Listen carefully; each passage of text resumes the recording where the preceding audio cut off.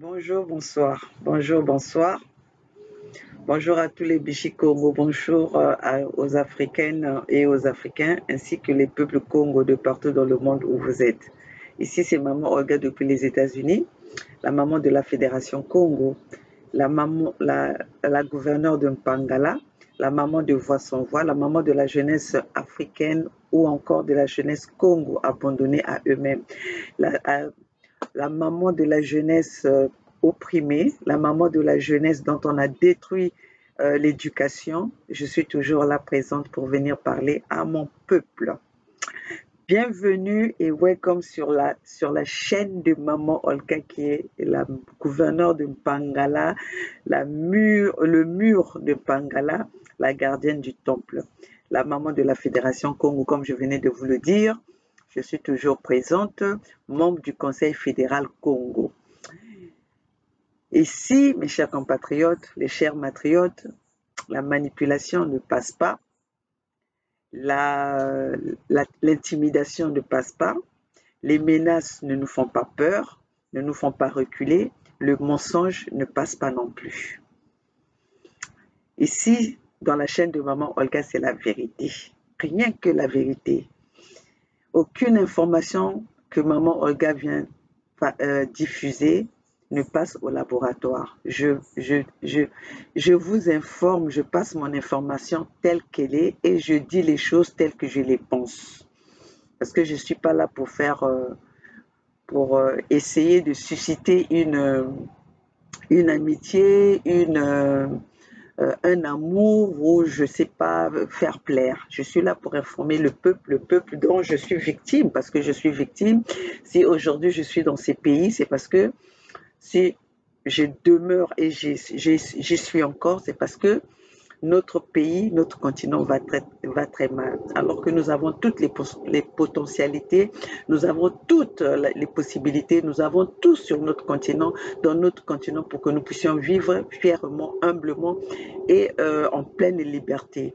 Mais sauf que vous connaissez l'histoire, parce que cette histoire-là, nous venons tout le temps vous la relater pour que notre peuple, notre jeunesse soit au courant de cette vraie histoire qu'on a falsifiée, qu'on a essayé de nous imposer, qu'on a essayé de nous vendre, de nous enseigner dans leur classe, dans leur classe d'école. Alors, bienvenue, welcome sur la chaîne de la vérité crue. Je dirais la vérité crue parce que cette vérité, comme je venais de vous le dire, ne passe pas au laboratoire. C'est pas un média qui doit, à qui on exige une déontologie journalistique. Maman Olga, comme je vous le dis toujours, je ne suis pas une journaliste, mais je me suis juste imposée parce que mon peuple avait besoin de connaître la vérité et c'est cette vérité-là que je viens toujours pour vous partager avec moi. Alors, je dirais à toutes les personnes, tous les gens qui veulent connaître la vérité, venez sur ma chaîne parce que vous allez connaître l'information de la vérité. Mais pour ceux, si tu sais que tu n'aimes pas la vérité, tu n'es pas la bienvenue, tu n'es pas le bienvenu. Trouve-toi une autre passion, trouve-toi une autre chaîne ou une autre activité pendant que je suis en ligne, pendant que je parle avec mon peuple. Parce que ici, j'ai besoin des Congos et des Africains qui ont besoin de la vérité. J'ai besoin des Manafricaines et des Manafricains qui veulent connaître l'histoire et la vraie histoire du royaume Congo, la vraie histoire des peuples bantous, la vraie histoire des peuples Congo, la vraie histoire des Africains. Chers compatriotes, vous avez vu que j'ai été il y a eu quelques jours d'absence parce que vous avez tous suivi comment est-ce que le monde a bougé. Comment est-ce que le monde a bougé. Nous avons tous suivi et continuons à suivre les activités, les actualités sur le monde. On a tous suivi ce qui est en train de se passer dans le monde. On a dormi, on dort, on se réveille, le monde en panique. Le monde en panique, pourquoi? Parce qu'on a touché le fils chéri, le fils gâté mondial qui a été frappé par le Hamas. On va le dire ainsi. Hein? Le fils, je ne sais pas si on doit appeler ça le fils ou fille, mais bon, comme souvent dans ce monde, on veut toujours privilégier le côté masculin, donc on dirait le fils. Hein? Le fils chéri gâté des Occidentaux a été frappé par le Hamas. Et donc voilà que le monde est en décadence. Je vous dirai ceci, peuple du monde, la famille Congo, la famille africaine. La vengeance est un plat qui se mange froid. La vengeance, je me répète, la vengeance est un plat qui se mange froid.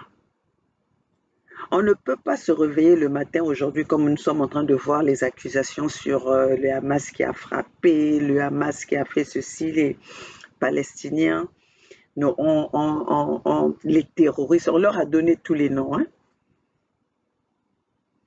Mais est-ce que nous nous rendons compte de la souffrance qui a été imposée à ce peuple palestinien? Moi, depuis que je suis née, j'entends toujours cette histoire des Palestiniens qui sont toujours frappés dans leur territoire et petit à petit ravis par les Israéliens. Oui, on ne va pas se le cacher, il faut dire la vérité. Il faut se dire la vérité. Ce peuple-là, le peuple palestinien souffre. Donc, on ne peut pas accuser si aujourd'hui ces gens-là se lèvent et qu'ils ripostent.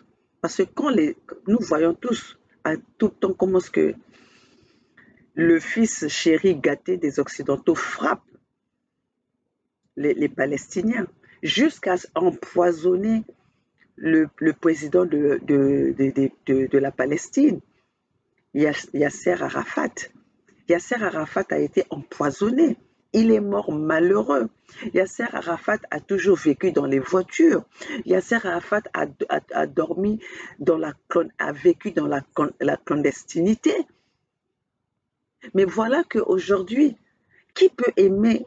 Nous ne connaissons même pas la famille de Yasser Arafat, alors que c'était quand même le président du mouvement de la Palestine. C'est celui qui défendait les causes de la Palestine. Mais voilà comment il n'a jamais été récompensé à sa juste mesure. Donc nous, aujourd'hui, si nous voyons ce qui est en train de se passer, c'est la colère d'un peuple à qui on veut faire disparaître, à qui on est en train de prendre ses terres. Donc aujourd'hui, ce que nous sommes en train de voir, c'est ce qu'on veut aussi on veut imposer aux peuples africains, ce qu'on veut imposer aux peuples en Afrique. D'où nous sommes en train de voir les Occidentaux sont en train de préparer un Israël sur les terres, la terre africaine. On est en train de préparer l'Israël des peuples noirs, en passant par le Rwanda, en passant par Kagame, en passant par Sassou, en passant par Ouattara, en passant par Macky Sall. Vous savez comment ça se passe avec les Occidentaux. Une fois qu'ils ont fini de vous utiliser, vous êtes bon pour la poubelle. Donc ces gens-là sont en train de passer aux peuples qui sont semblables à nous pour essayer de former un autre peuple d'Israël, de l'Afrique noire. Mais ce que j'ai aimé là, en ce moment, de ce qui se passe, le peuple africain n'a pas été distrait. Nous sommes concentrés à nos propres problèmes. Nous avons nos propres problèmes. C'est le problème qui concerne, qui est dans que les Palestiniens vivent, que les Palestiniens vivent. C'est ce que nous, en Afrique, on veut nous imposer. Aujourd'hui, tout le monde entier est en panique et en ébullition. Les Occidentaux sont en ébullition. On nous parle de 1000 morts. On nous parle de 500 morts. Mais qui Pourquoi ce monde, ce même monde-là, qui est là pour vraiment, pour les intérêts des peuples du monde, les peuples mondiaux, qui sont là pour la justice équitable, mais pourquoi ils ne parlent pas des 15 millions de morts à l'est de la RDC? Eux qui ont ce pouvoir de pouvoir attaquer ceux qui attaquent l'enfant chéri gâté. Eux qui ont le matériel de guerre aussi sophistiqué. Comment n'arrive-t-il pas à mettre fin, à arrêter un Rwandais comme Kagame, un chétif comme le Rwandais comme Kagame, qui on met comme ça, on le courbe comme ça, on n'a même pas besoin de 5 minutes pour l'arrêter. Qui terrorise l'Afrique centrale. Mais il est là, on sait, on connaît, il y a eu des rapports que eux-mêmes, ils ont écrit, ils ont publié les rapports de comment est-ce que le M23, qui sont la milice, l'armée du Rwanda, qui terrorise la population de l'Est, ne sont pas intéressés à arrêter cela. Et encore, Kagame a son mot à dire devant l'ONU, a son temps de parole à l'ONU. On lui déroule le tapis rouge. Kagame qui est le responsable du génocide des Tutsis au Rwanda. Aujourd'hui, on est en train de nous l'imposer en Afrique centrale. Mais c'est un plan. C'est un plan qui est derrière ce chétif de Kagame. Aujourd'hui, Denis Sassou Nguesso, qui est responsable du génocide du Poul, rapport à l'appui, qui est arrivé au pouvoir par des coups d'État, Denis Sassou Nguesso, un putschiste, à qui on donne le droit de parole, à qui on donne tous les prêts possibles pour aider le peuple congolais, alors qu'il n'a jamais fait. Mais Denis Sassou Nguesso n'est jamais inquiété. Denis Sassou Nguesso n'est pas puni. Mais les autres, quand vous arrivez, vous arrivez au pouvoir par un coup d'État pour l'intérêt de votre peuple, voilà que tout ce monde-là, c'est même aujourd'hui qui sont en train de condamner le Hamas. C'est les mêmes qui sont derrière le plan qui sont en train de préparer pour l'Afrique pour l'Afrique noire, pour la race noire. Regardez le 2 poids 2 mesures. Regardez leur justice de 2 poids 2 mesures. J'aimerais aussi connaître qui est ce Bernard-Henri Lévy. À ma connaissance, nous savons que ce Bernard-Henri Lévy est supposé être un philosophe. Mais à notre grande surprise, ce Bernard-Henri Lévy, c'est celui qui est toujours sur tous les guerres du monde. Quand il y a une guerre quelque part, c'est Bernard-Henri Lévy à qui on donne la parole, à qui on donne le temps, qui est presque sur toutes les chaînes du monde. Alors, ce Bernard-Henri Lévy est-il spécialiste de créer les guerres? En fait, si on voit le rôle que joue Bernard Lévy, mais c'est lui qui crée des guerres. Pendant que les peuples sont en train de mourir, Bernard-Henri Lévy s'enrichit. Bernard-Henri Lévy se fait de l'argent pour entretenir sa poupée Barbie, que nous connaissons tous, qui ne veut pas vieillir, qui ne veut pas porter leur âge. Qui est Bernard Lévy?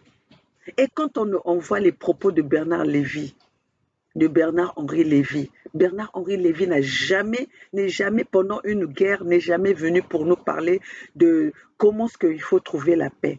C'est toujours la force. Il vient toujours pour prendre parti de quelque part, de toujours prendre part.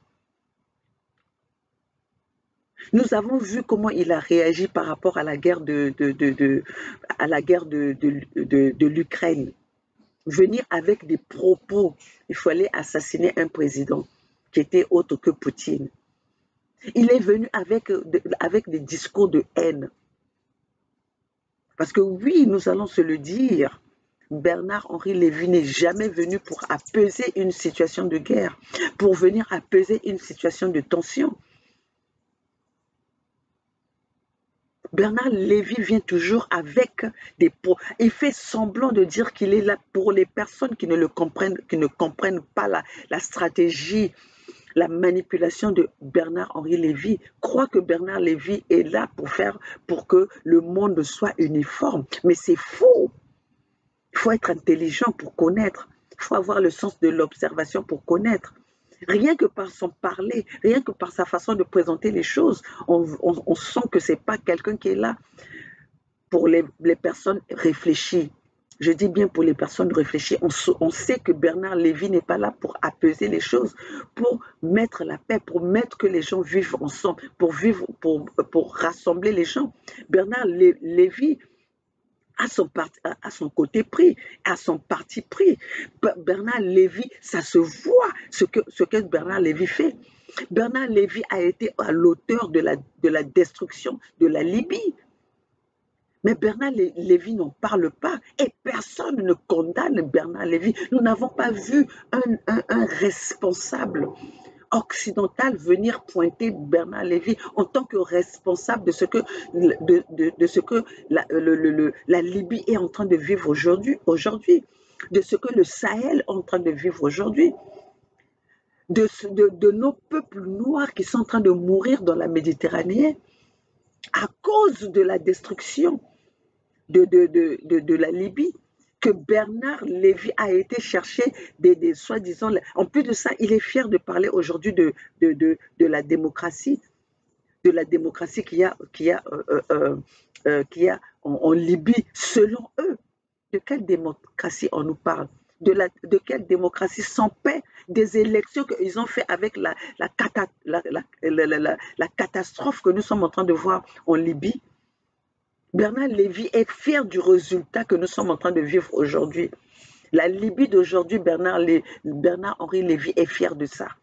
Et aujourd'hui, voilà qu'il y a l'attaque comment on appelle, en Israël. C'est Bernard Lévy qui est à la tête. Bernard Lévy qui s'est levé vite fait pour aller soi-disant sur place. Bernard Lévy n'est pas allé sur place. Il n'est pas allé là où on est en train de tirer.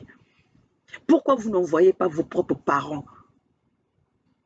Vous sauvez vos parents, vous protégez vos parents et vous exposez les familles des autres.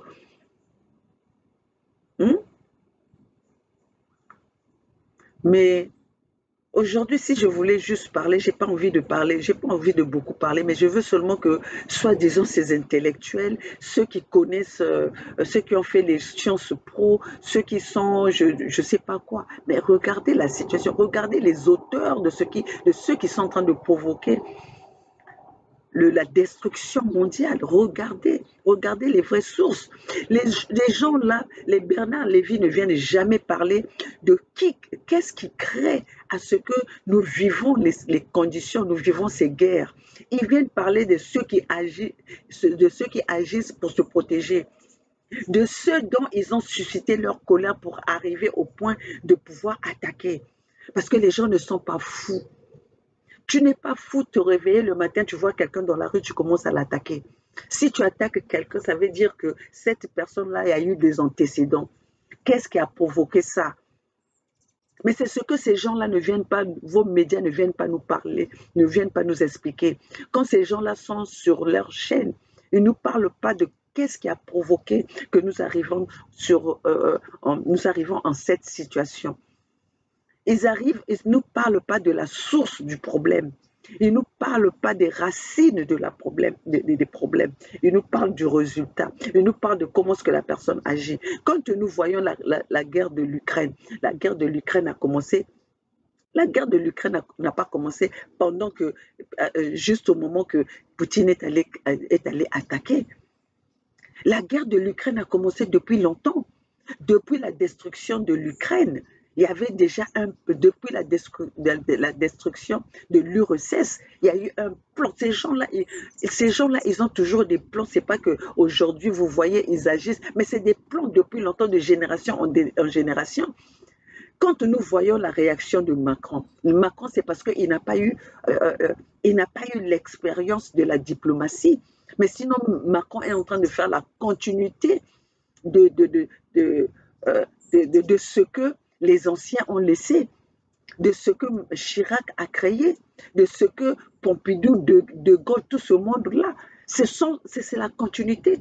La Cinquième République, c'est pas seulement la Cinquième République, c'est depuis le temps de l'Empire où ils sont allés diviser nos peuples, ils sont allés diviser notre royaume Congo, l'Afrique, pendant leur conférence de Berlin. Mais l'histoire est têtue. Et ça, ce sont des choses que vous n'allez pas apprendre ça à l'école. Parce qu'on ne voudra jamais que vous connaîtrez la vérité. On ne veut pas que vous puissiez connaître la vérité. Et cette vérité-là, c'est ce que nous venons vous expliquer avec nos petites connaissances. Mais parce que nous sommes en train d'aller chercher, on n'a pas appris ça à l'école. Parce qu'à l'école, moi, maman Olga on nous a même appris que nos ancêtres étaient les Gaulois. En quoi nos ancêtres pouvaient être les Gaulois, nous les Noirs? Qu'est-ce qui nous unit avec les Gaulois? Nos ancêtres devaient être les Congos, nos ancêtres devaient être les Bantous, nos ancêtres devaient être les Pygmées, donc chacun a ses ancêtres. Mais voilà qu'on nous a falsifié l'histoire en nous disant que nos ancêtres étaient les Gaulois. Et on était là à croire en ça. On nous a traités de sauvages, on nous a traités de tout. Voilà qu'aujourd'hui, les vrais sauvages, c'est eux-mêmes. Les vrais sauvages, c'est eux qui sont là en train de commettre des actes de barbarie. À nous soumettre avec des cultures sauvages, des cultures insensées.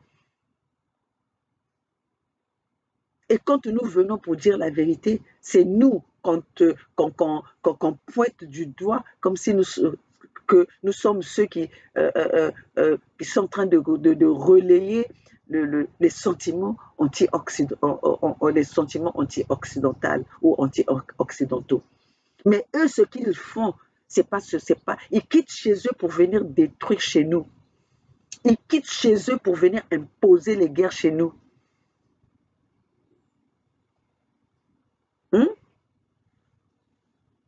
Sinon, en quoi aujourd'hui on peut sanctionner le Niger? En quoi on peut sanctionner Assimi Goïta?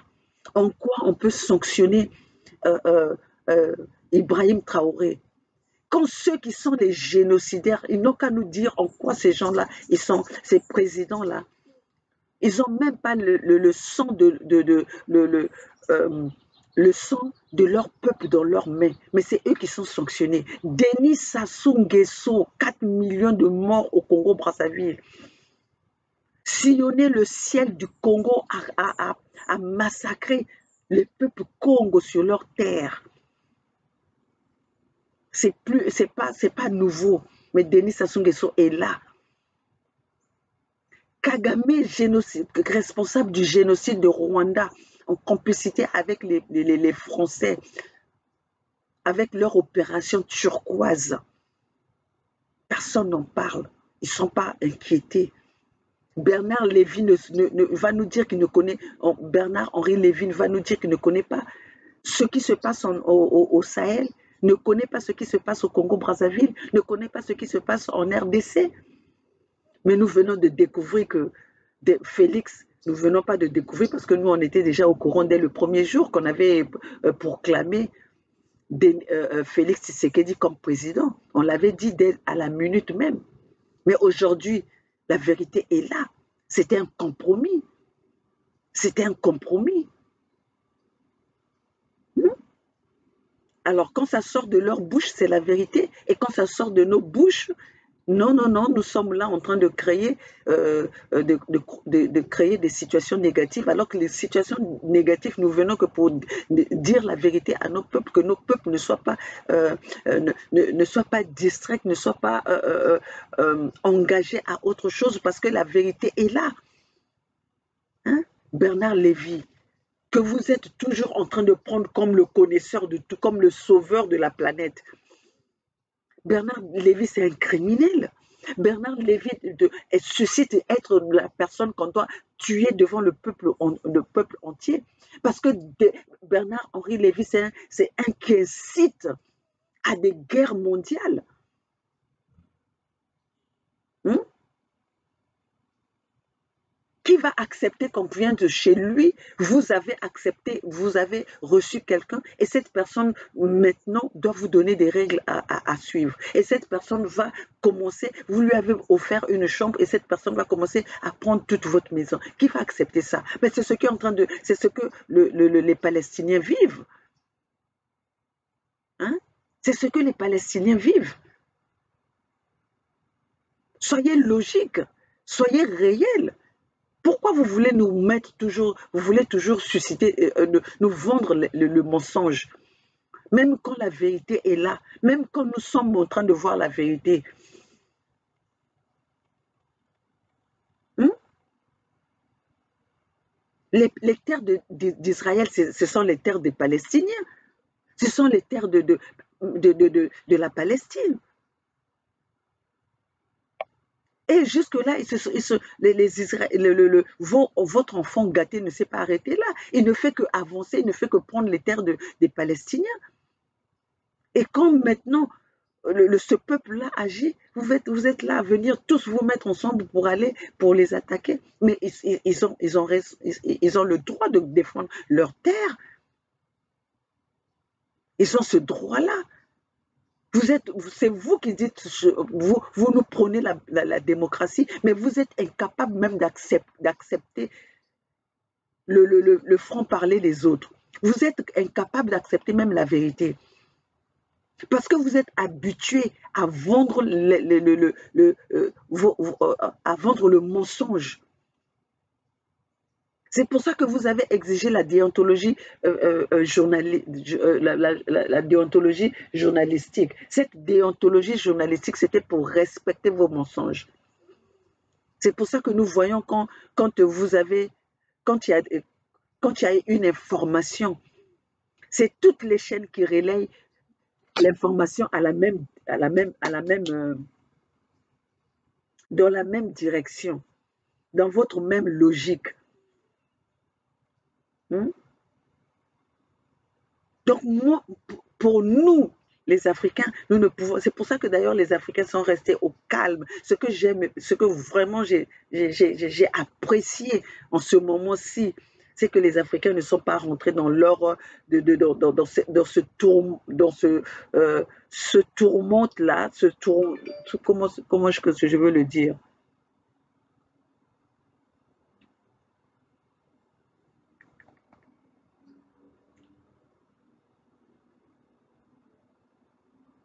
Dans, les Africains ne sont pas rentrés dans leur moment de turbulence pour rentrer dans leur pour en faire nos problèmes parce que nous n'avons pas été distraits. Les Africains n'ont pas été distraits. Je suis vraiment content de voir.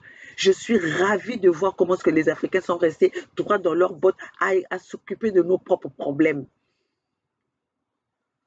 Là, ce matin, nous venons d'apprendre que le président des États-Unis a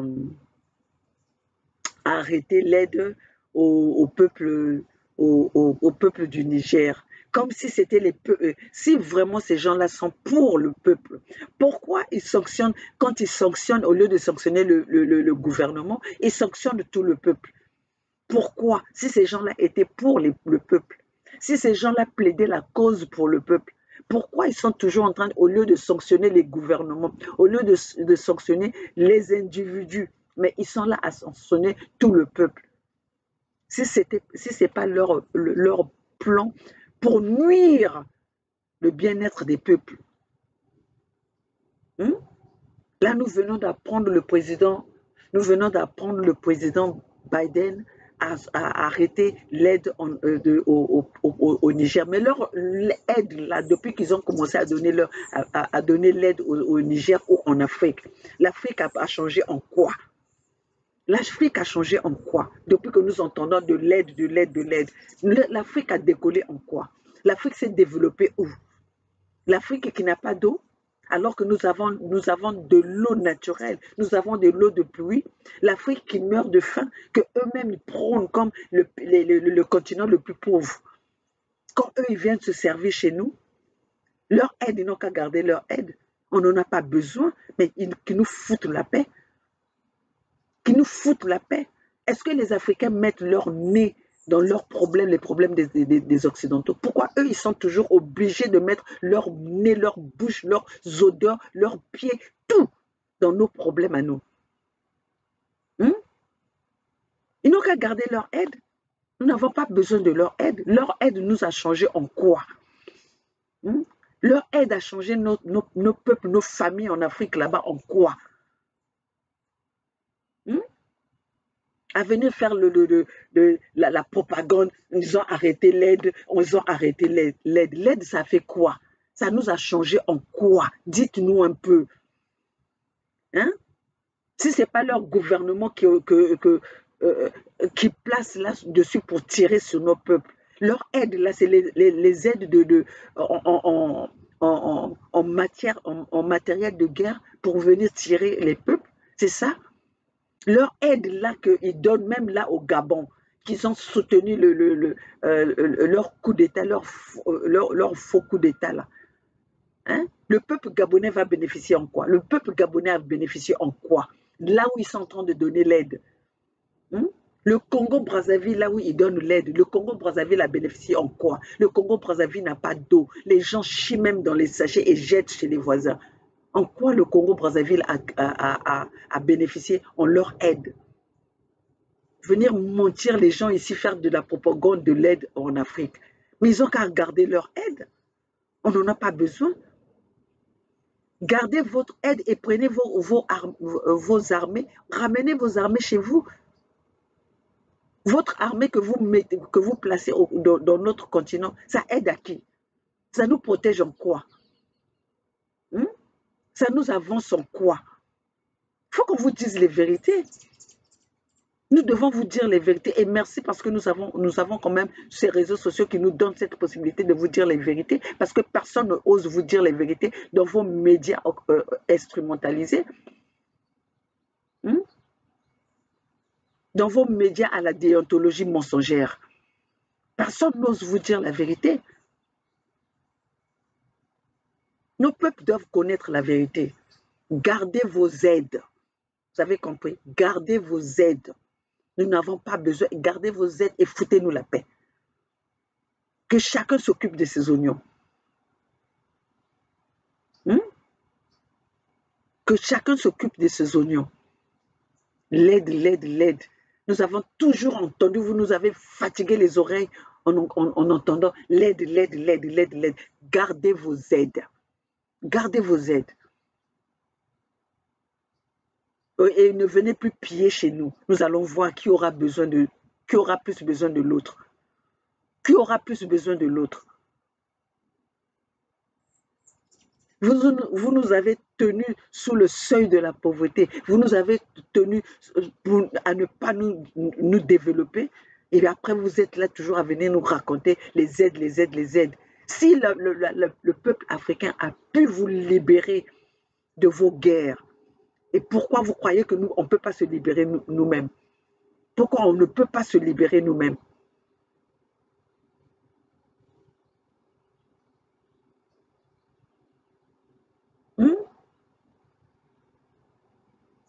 Alors, peuples africains, bon, vraiment courage à vous, félicitations, parce que j'ai vu que le peuple africain commence à prendre conscience. Le peuple africain commence à réfléchir en tant qu'Africain, commence à penser à ses intérêts. Parce que là, ce qui s'est passé, nous avons vu que les Africains, nous n'avons pas quitté la vigilance. de la menace qui règne dans notre continent. Oui, oui, oui, parce qu'ils voulaient que nous puissions regarder, tous être intéressés là-bas. Comme ça, ils allaient venir là à bombarder, faire leur plan qu'ils ont toujours eu l'habitude de faire. Mais nous sommes restés bien droits dans nos bottes. Bravo les Africains, bravo les Africains. Bravo les Africains. Parce que là, nous voyons, nous remarquons, que nous constatons que le peuple africain commence à prendre conscience. Oui, parce que je dis commence, parce que nous ne sommes pas tous. Si aujourd'hui tous les peuples africains avaient pris conscience comme nous autres là, nous les mamans Olga, la maman de la Fédération Congo, je pense que l'Afrique serait, aujourd'hui que nous sommes en train de parler, nous serons déjà libérés. Mais comme il y en a encore, nous avons encore des traites, nous avons encore des peuples, des petites portions de personnes qui sont encore manipulées, qui sont encore intimidées. Alors que ces gens-là, nous pouvons aussi être en face d'eux. Nous pouvons aussi combattre nos propres intérêts. Et ils combattent leurs intérêts. Pourquoi nous ne pouvons pas combattre nos propres intérêts?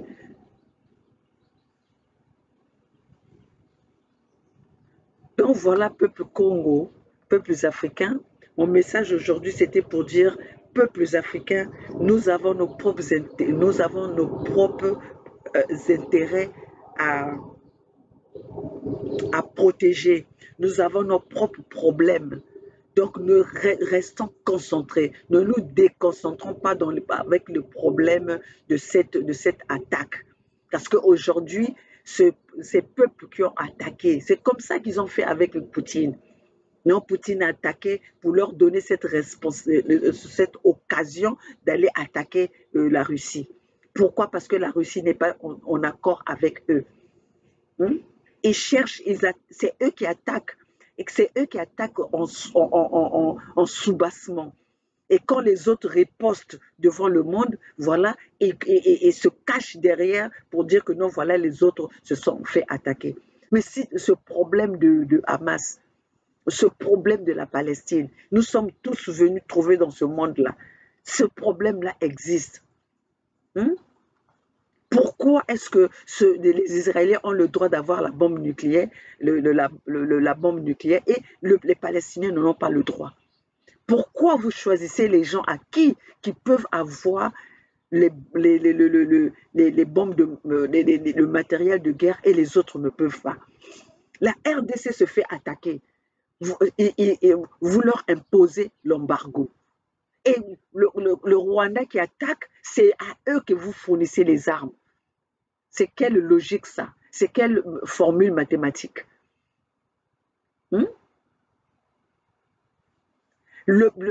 Ceux qui se font attaquer, vous imposez l'embargo, et ceux qui attaquent, vous donnez les armes. Ils ont le droit de se procurer les armes. Sinon, le Rwanda pouvait encore... C'est pas le Rwanda qui devait avoir l'embargo.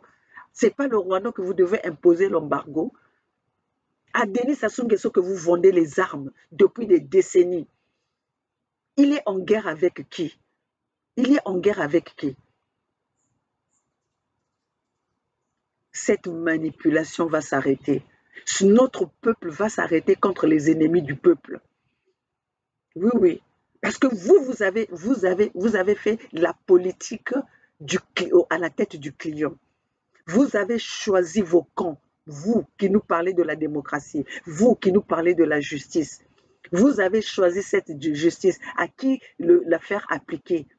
Sinon, pourquoi Gbagbo a été en prison? Gbagbo, il est sorti de là, acquitté. Mais il y a bien un coupable. Pourquoi ce coupable-là, vous n'arrêtez pas ce coupable? Il y a bien un coupable. Si Gbagbo a été acquitté, pourquoi il y a vraiment un responsable? Pourquoi ce responsable-là n'est pas interpellé? Ce responsable-là, c'est Ouattara que vous avez placé au pouvoir, qui aujourd'hui viole la Constitution pour s'éterniser au pouvoir, qui aujourd'hui est en train de détruire l'ensemble du Sahel, qui aujourd'hui que vous êtes en train d'utiliser pour aller bombarder, pour aller attaquer les voisins, les frères. aux alentours, qui sont là en train de faire de protéger leur peuple. Hmm? Alors, peuples africains, bravo et courage. Nous allons gagner cette bataille. Nous allons gagner cette bataille parce que nous sommes chez nous. Nous sommes chez nous. Il n'y a pas une armée africaine qui vient en Occident pour venir attaquer les Occidentaux.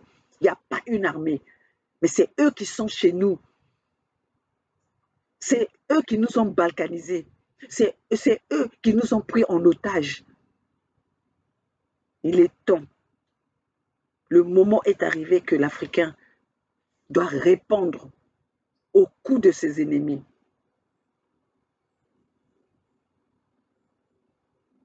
Voilà, je vais vous passer les propos de Bernard-Henri Lévy. Voilà.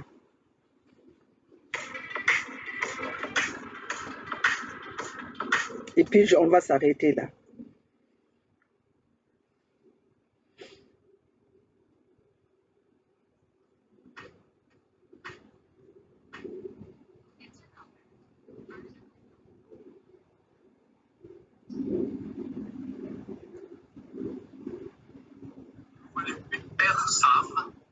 Nouvelles de leurs proches. La plupart du temps, en fait, ils ne savent pas s'ils sont otages, s'ils ont été tués dans cette attaque terroriste de samedi et que leurs corps n'ont pas Bernard-Henri Lévy, c'est un terroriste. Il y a encore aujourd'hui des kibbutz, des villages, des endroits où des corps sont sur le sol et n'ont pas pu être récupérés parce que les combats sont encore en cours. Et donc oui, on a pu rencontrer des familles qui sont sans nouvelles. Sœur qui habite à Kibbutz Nir Oz. Elle m'a dit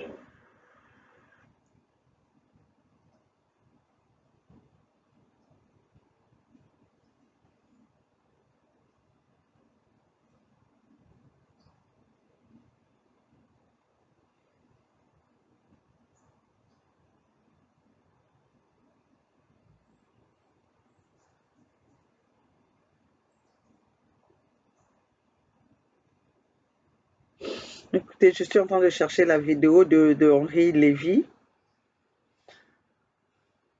Bernard-Henri Lévy, le philosophe.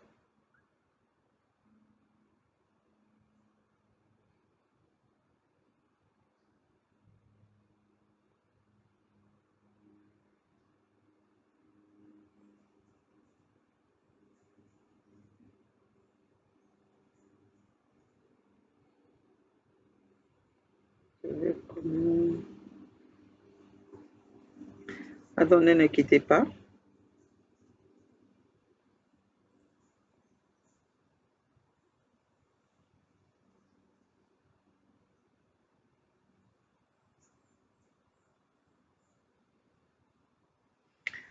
Je voulais vous trouver. Bon, comme je ne trouve pas, je vais vous passer celui-là quand même. J'ai ça. Attendez.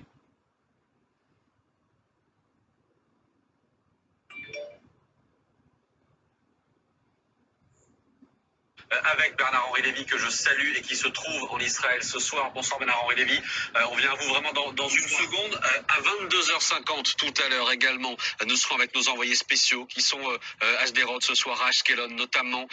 Mais vous voyez cette carte, mais juste avant, l'information de la soirée, ça concerne la centaine d'otages enlevés par le Hamas samedi. Le Hamas menace d'en exécuter un pour chaque tir israélien sans préavis contre la population israélienne. Et parmi ces otages, on sait ce soir qu'il y a des Français, plusieurs, et notamment un petit garçon franco-israélien de 12 ans qui s'appelle Ethan.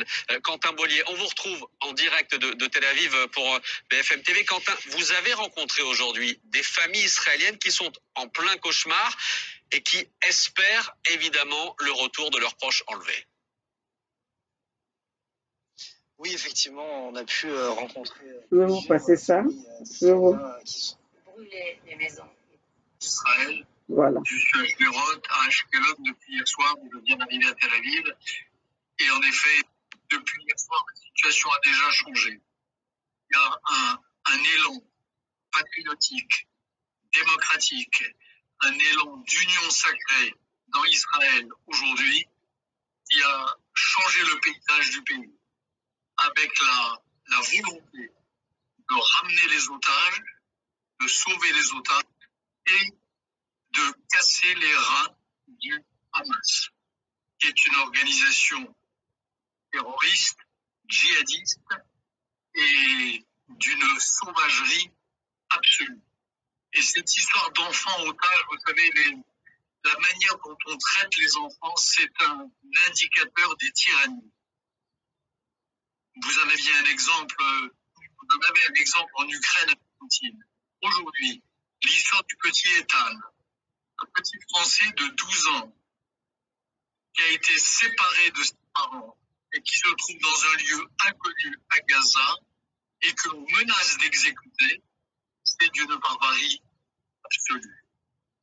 Bernard-Henri Lévy, vous dites qu'il faut effectivement, c'est votre expression, casser les reins du Hamas. Comment faire cela? Comment riposter pour Israël sans précisément risquer la vie de ses otages et notamment de ses enfants qui sont encore otages ce soir? Il y a un choix cornélien ou biblique en Israël aujourd'hui. Il y a deux impératifs. Chaque vie est sacrée. Bon, je vais peut-être m'arrêter là parce que ce monsieur, je sais que s'il y a une personne qui tisse à la haine, c'est Bernard-Henri Lévy. Parce que toutefois qu'il y a eu des conflits quelque part, Bernard-Henri Lévy n'est jamais venu avec une solution pour apaiser la situation. Bernard-Henri Lévy vient toujours avec des incitations à la force. Bernard Lévy se croit que lui, avec sa force, mais en fait, il se comporte en dictateur parce que Bernard-Henri Lévy a été responsable de toutes les guerres qui se passent, de tous les conflits. Bernard-Henri Lévy est toujours à la tête de ces conflits-là. Et Bernard-Henri Lévy, je vous dis, regardez toutes ces interviews. Bernard Lévy n'est jamais venu pour dire que bon, je vais aller voir les deux parties pour mettre ensemble et pouvoir trouver des solutions qui vont être bénéfiques pour les peuples, pour des populations. Bernard Lévy vient toujours avec une force. Il a eu des mêmes propos pour l'Ukraine, pour la Russie, il a eu les mêmes propos pour la Libye, il a eu les mêmes... Partout où il y a la guerre, Bernard-Henri Lévy, le philosophe, il vient toujours avec des propos agressifs, il vient toujours avec des propos de force. Alors c'est comme ça que vous croyez que les autres doivent toujours être là pour dire que bon, Bernard Lévy a dit, nous allons s'asseoir pour attendre. Non. Bernard-Henri Lévy mérite être quelqu'un si cette justice-là équitable existe, il doit être jugé. Pourquoi c'est lui qui tisse la haine. C'est lui qui tisse la haine entre les peuples. Il est partout dans toutes les guerres du monde. Bernard-Henri Lévy est toujours à la hauteur. Pour la Libye, il s'est déplacé pour aller là-bas. Il est même parti pour soi-disant libérer, je ne sais pas quels sont les otages. Et à quel moment, pourquoi c'est Bernard Lévy qui le fait? C'est toujours Bernard Lévy, Bernard-Henri Lévy. Nous devons arrêter ça. Un individu ne peut pas être là à imposer son opinion, son avis à tout le monde. Et si on parle de la démocratie, si on parle de la liberté d'expression, c'est que tout un chacun doit avoir son propre opinion. Quitte à aimer ou à pas aimer, mais on doit discuter sur ça. Mais on ne peut pas être là à toujours croire que ce que Henri Lévy a décidé, c'est ça qui doit être correct. Et c'est ça qui doit être fait ou utilisé pour les autres. Bernard Lévy se prend pour qui d'ailleurs? Il se prend pour qui? Alors, pourquoi Bernard Lévy n'agit pas pour les problèmes des peuples africains? C'est parce qu'il sait que son intérêt, là-bas, ce sont des peuples qu'ils ont déjà pris en otage depuis, donc il n'a pas sa force, il n'a pas la force à comment dirais-je, il n'a rien, ils ont déjà gagné ces gouvernements-là. Vous croyez que Bernard Lévy est là pour plaider la cause des peuples ou il est là pour son intérêt à lui et l'intérêt de son peuple, l'intérêt de son groupe, de ses bandes de gangsters? Bernard Lévy, Henri Lévy, c'est un grand terroriste. Regardez ses interviews pour la Libye, c'est là que nous allons comprendre. Sur ce, peuples africains, peuple Congo, Bichi Congo, je vous laisse et je vais vous revenir avec l'histoire de la vente de l'escroquerie de Denis Sassou Nguesso pour la vente aux enchères de son avion. Nous allons revenir là-dessus. Mais pour là, c'était d'abord venir vous donner, féliciter ce peuple africain qui aujourd'hui est concentré aux problèmes aux problèmes qui concernent les Africains, aux problèmes de notre continent, aux problèmes de nos peuples. Voilà, peuples africains, c'est une fierté aujourd'hui que nous avons ce peuple qui a pris conscience. Alors, sur ce, ici c'est Maman Olga de la Fédération Congo, la gouverneure de Mpangala. J'espère que nous allons nous retrouver encore pour d'autres informations, pour les actualités. C'est à suivre. Abou Pia, tenez-vous bien et à bientôt.